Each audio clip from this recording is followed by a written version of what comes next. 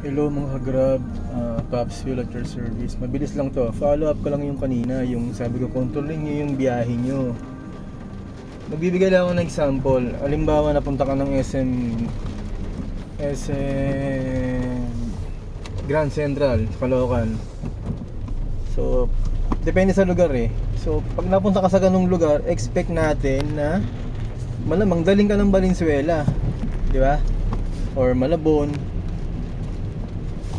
So kung ayaw mapunta sa ganung lugar, gamit ka ng set destination. Off mo muna si Grab, and then gamit ka ng set destination. Parang kunyari napunta ka ng Eastwood Libis, malamang dadaling ka niya Marikina na, di ba? Yung isa medyo matumal sa Marikina. So ganun lang. Yun ang isa mga use ng set destination na useful talaga. Hindi yung gusto mo lang pumunta sa isang lugar. Siyempre doon tayo sa lugar na maraming pasahero. Kaya nga sabi ko, ang comfort zone ko Makati. So kung nasa SM Grand Central ka, mag-set destination ka ng NAIA Terminal 2, dadaling ka na papunta ron. Swerte ka minsan, swerte ka, makakuha ka talaga at airport, gano'n, di ba?